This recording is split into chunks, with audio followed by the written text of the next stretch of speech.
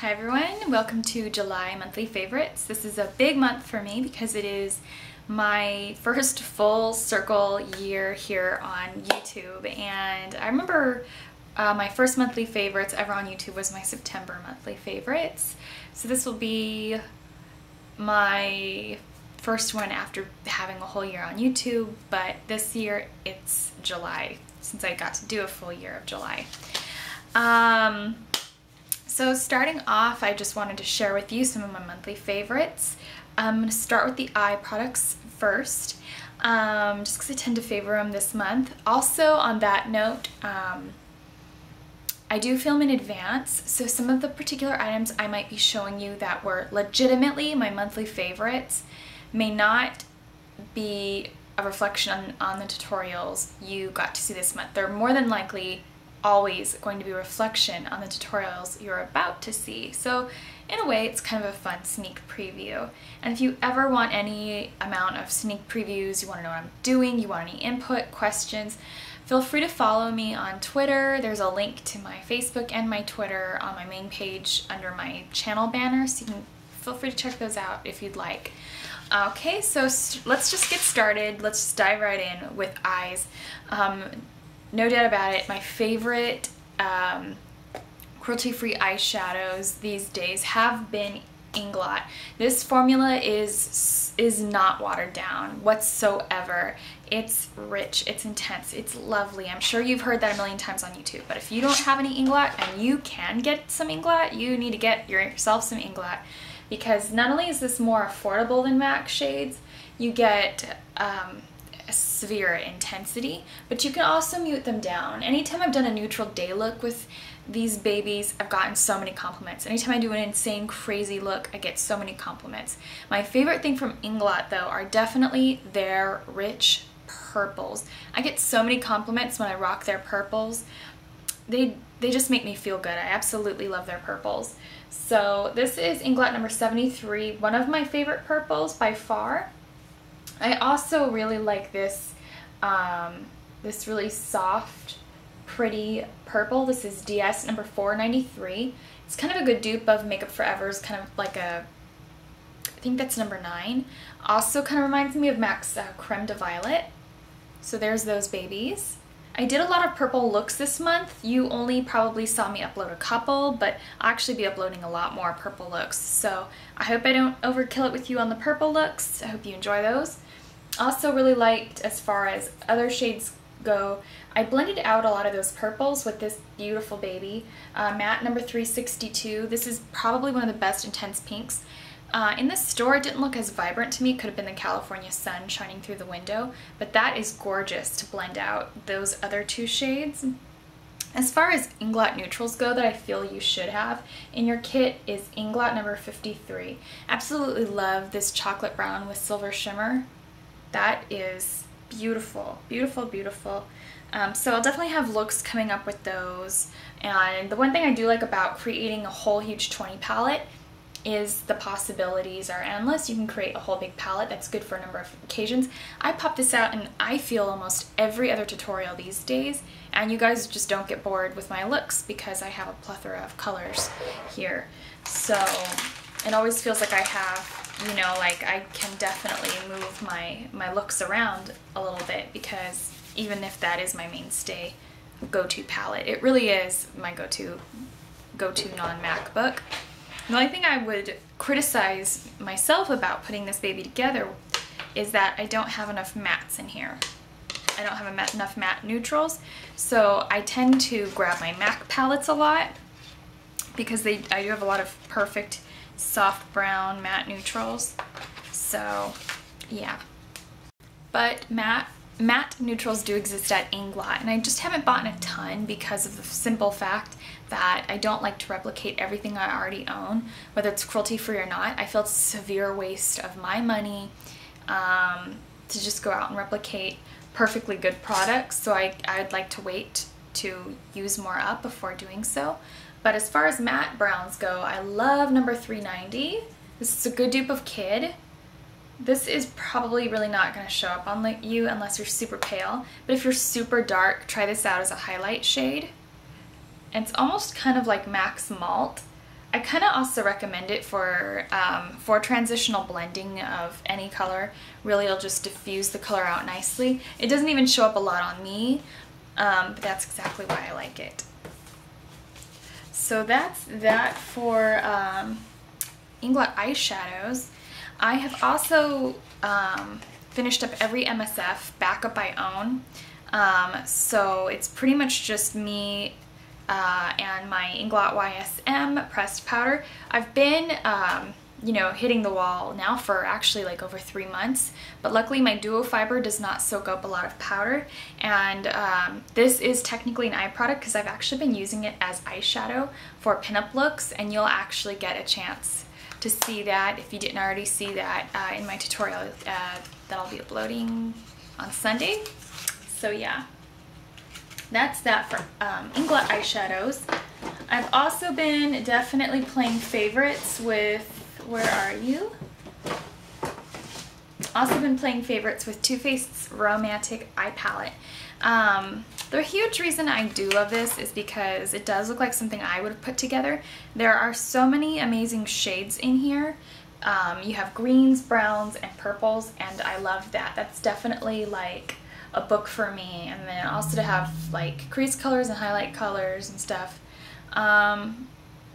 It's just gorgeous. I love that light pink as well too. I just don't use it a lot because I don't usually use a ton of light pinks a lot anyways. So either way, I've been really loving that palette. So what else? Sorry, left. I didn't want to hold you up while I looked for products. I've also really been loving the Urban Decay 24/7 Shadow Stick in Midnight Cowboy. Now, I bought the nudist one they make just because I don't know what it is with me and Midnight Cowboy. I actually really like it in most other forms other than the eyeshadow. The eyeshadow is nice as an overlay, but it's really not nice as an eyeshadow by itself. But the things like their lip glosses and cream color base type things that they could make with Midnight Cowboy, I love it.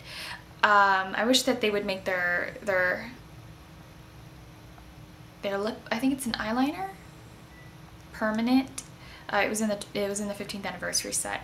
But why I love this so much is because I feel it knocks out all your other pencils. I feel like you don't really need to buy a lot of cream color bases, or really any cream color bases for that matter, if you just have this guy. This is so creamy, so beautifully creamy. Every shadow I've ever worked with sticks to this. It's 2.8 grams. It's only $17, so you do get your money's worth. I haven't had any bad creasing or anything. Look, it stays put, just like kind of what it means by 24/7. It's like the perfect grease paint stick. If you've never tried the grease paint sticks by MAC, don't bother. That is amazing. For eyelashes, my favorites are Kiss No. 5s. Pretty much haven't been wanting to wear anything else besides Kiss No. 5s, so when they started selling these kits, I was all over them. They're the perfect lash for night or day. They complement your looks without overtaking your looks. So I really like these, and these packs are super like, it's kind of like buying one pair and getting another for $1. So I recommend getting the packs of whatever style you like.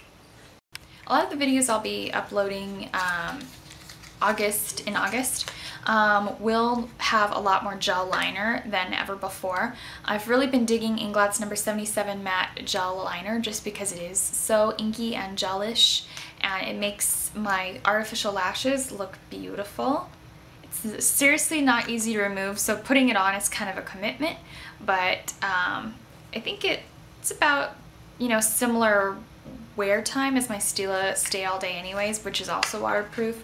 So I've just come to realize that, you know, a lot of vegan products seem to be waterproof, and I've never been a waterproof fan, but I do like that when you get the Inglot gel liner really close to your lash bed or your lash line, it kind of makes your eyelashes go up a little bit as if you've put mascara on them. Now for under eyes, I really like the Collection 2000 Illuminating Touch Light Diffusing Concealer. This is No. 3 Glow.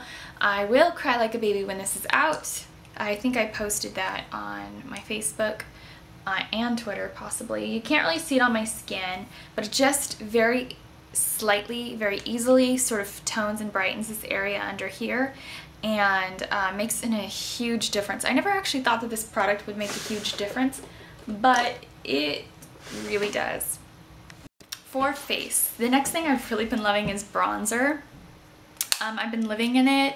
You'll see that, I think, a lot in my newer videos, but I've been loving the Too Faced Beach Bunny California in a compact. You have 3 different stripes of bronzer, and I just swirl them all together, and I get a really intense, like, kind of like a bronzy glow. I actually really hate matte bronzers because I think that they get kind of like muddy and thick and cakey.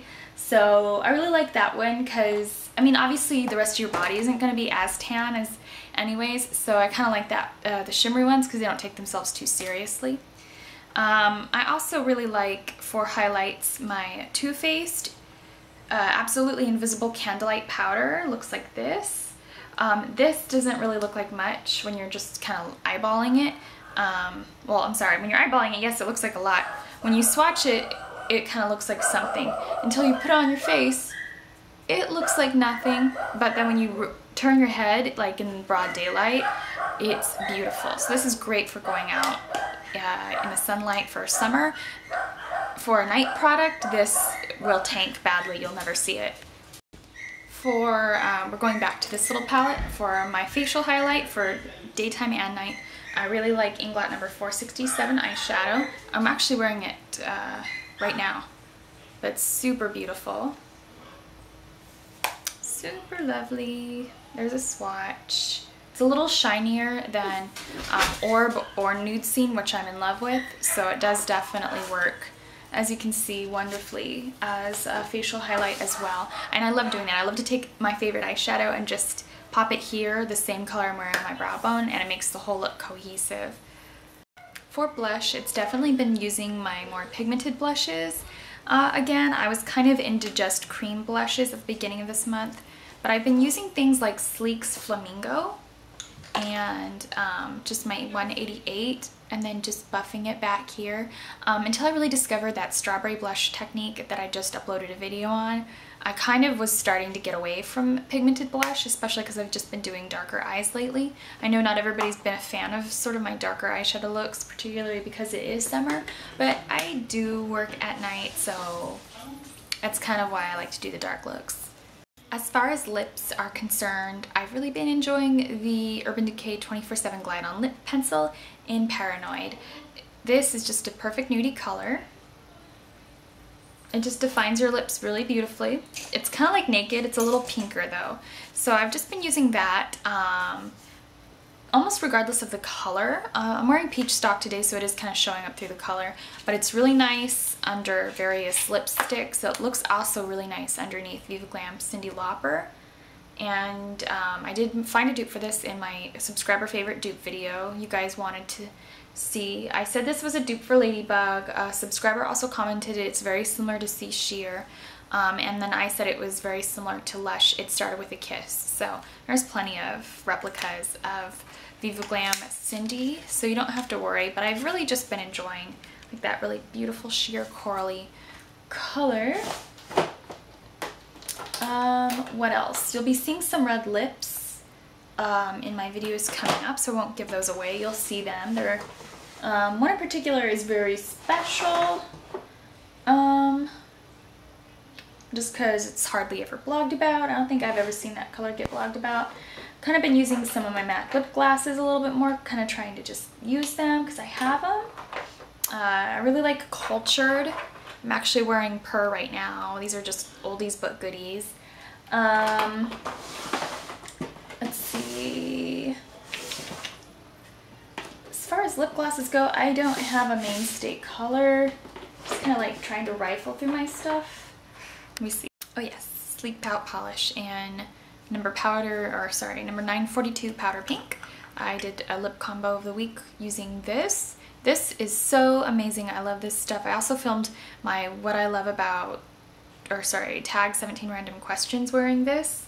That's a pretty heavy swatch right there. So yes, I really do like that. This is once again, I recommend these for summertime because they have SPF 15 and they just very hydrating. So I really like those. I like the Yes to Carrots lip balm. It's very similar to MAC's lip conditioner, which I'm using all up. I actually don't even care for the smell of that guy anymore.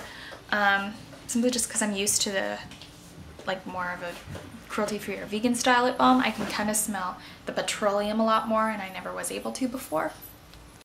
One of my new favorite activities is posting things to Facebook and Twitter in advance so that you guys can see clips, get excited. I also love to hear your guys' feedback on videos that you'd like to hear me or see me do.